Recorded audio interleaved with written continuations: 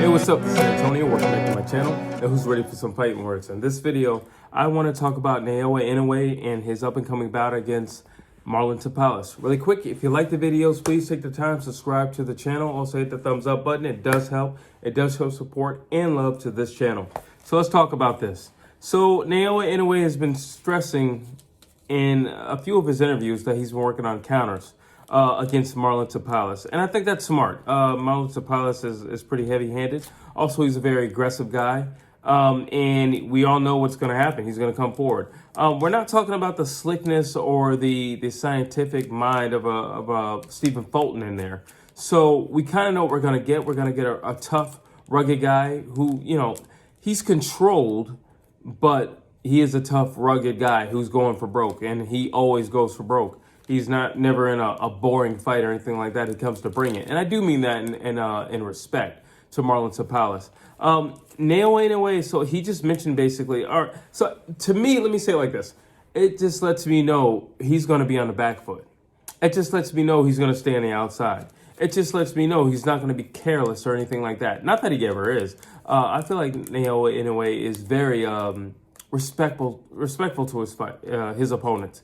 In the sense that he doesn't just rush in, or, you know, because he doesn't have, what do I call it? Puncher's disease, where he just, well, I hit hard, so I'm just going to go in there and I'm going to hit him hard.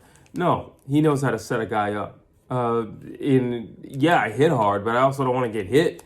You know, Naoya Inoue's been down, so he doesn't want to get hit, and he's just as vulnerable as any other man if he gets caught in the right place at the right time, you know, by the right puncher. So that's all it really takes.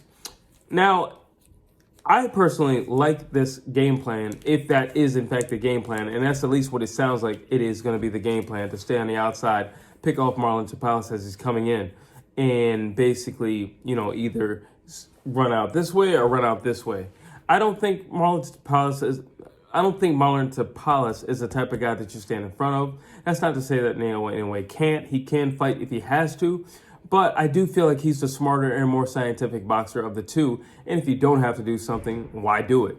So that's what I think on that. Me personally, I like Inoue on the outside. I always said I think he's much better on the outside. Yeah, he's a good body puncher and he's a good inside fighter. But number one, if you don't have to be there, then you don't have to be there. And less possibility of you taking damage. That's number one. But number two, I think he's the type of guy who needs space. And I think he can really operate and he can be really creative on the outside. And I think he has much faster legs and just much better footwork than Marlon Tapales. So with that being said, just staying on the outside, I think it'll be all gold for him. You know, I feel as if he would neutralize at least 40-50% of the threat from Marlon Tapales if he's on the outside. Why? Because he has somewhere to go afterwards. Why? Because he can create the space that he needs to think on what he's doing next. Why? Because he can keep Marlon Tapales busy with some things while he's thinking on an exit strategy or his next move. This is chess, not checkers. So yeah, it makes sense for him to be on the outside. And here's one of my critiques with Marlon Tapales. He will overextend, and, you know, he's going to be easy to counter. That's number one. Naoya Inoue is extremely fast. He's going to be easy to counter, but if he's on the outside, he can counter and get away. So, but knowing Inoue, he might be like a 3-4 punch combination and then still get away. Now, here's the other thing. This is the reason why I respect Inoue so much.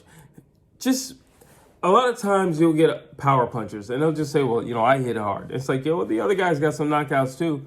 Yeah, but you know, I hit hard, right? You know, and it's like, if you listen, as much as I love Deontay Wilder, I do love the guy, but it's just like 90% of his interviews are based upon his power. And I'm like, yeah, dude, but that can't be your end all be all. Like, it really can't be your end all be all. Your power.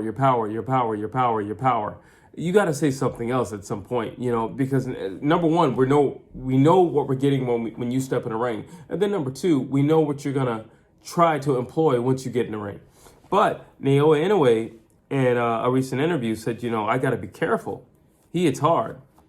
You know, and I love that he's thinking on that level. You know, he's being cautious. He's being aware. He's being alert. He's understanding that he's not the only power puncher in the ring. He's understanding that he too can get clipped. He's understanding that he's been down before, and he's understanding what's on the line. There's a lot on the line, and I feel like Naoya Inoue is already in the history books. Personally, not personally. I just think overall he's already in the history books. But there's a lot on the line, in terms of legacy and just what he's going to do if he unifies this championship. So there's a lot on the line. And you don't want to be careless. You don't want to be reckless. You want to be thought out. You want to be calculated. And I think he's being that because he's also conscious that Tapales hits hard. And he's aware of that. And he's like, well, I'm not going to go in there and just like meet him in the center of the ring and you back up before I back up. I'm not going to do that. No, the guy hits hard and I need to be aware of that. And he flat out said, he hits hard and, I'm going to be aware of his power. I'm going to be aware of his physicality. I'm going to be aware of that tenacious fighting spirit that he possesses and he brings into the ring. And I'm not going to be caught slipping. I'm not going to just put myself in a situation where I'm going to have to either fight for my life or fight back to get on a winning streak in terms of points in this fight. No, I'm going to be smart. I'm going to be calculated. I'm going to be slick. I'm going to move. I'm going to use my footwork. I'm going to work my jab. And I'm going to work on my counter punching. I know he's going to lead the dance. So you know what? Since you want to lead, you lead. And I'll counter all night. I'll accumulate a lot of points. And once I'm in a fair lead, then I'll take a little bit more risk. And, I'm going to see how you react to my punches as well. Because, yeah, you're a power puncher, but I'm also a power puncher as well. So I'm going to see how you react to my punches. I do believe that Naoya Inoue is a whole lot faster than Marlon Tapales.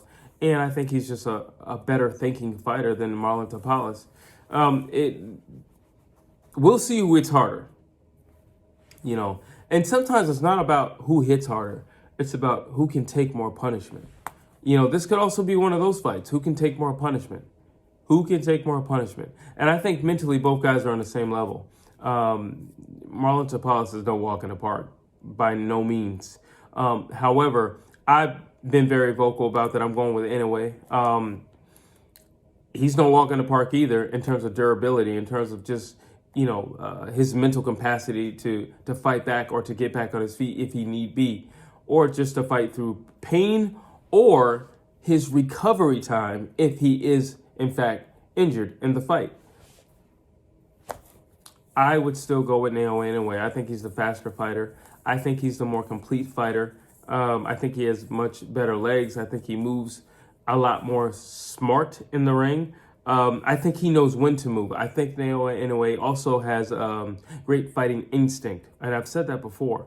It's one thing to, listen, we all have two hands and we get in there and we've trained for 6-10 weeks. So you just get in there and you do what you were taught or what you learn. Okay, but there's also other aspects. Instinct. You got to know when to engage and when not to engage. And I think Inoue does that very, very, very well. Of just being aware of, not right now. I'm going to save that for round 3.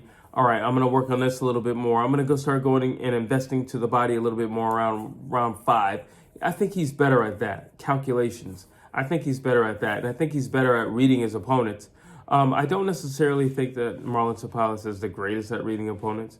Not a knock against him or anything like that, but I don't think that's his strength. I think his strength is his courage, his heart, and his willingness to rush into a burning blaze. I think that's one of his strengths. He's a manly man. So I think that's one of his strengths, his machismo.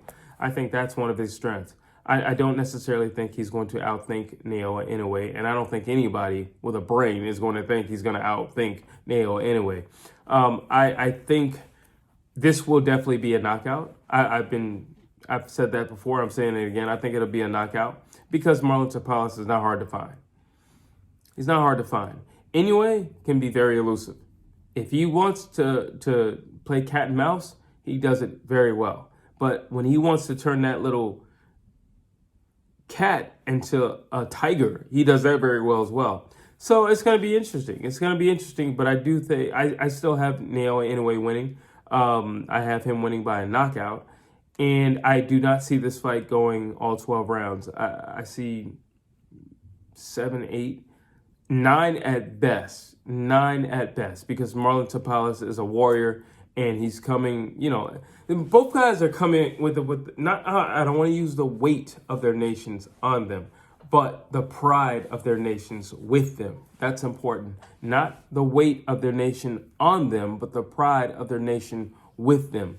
And I think both guys are, extremely proud of where they come from, and they want to show a good showing in regard to where they come from in their respective lands.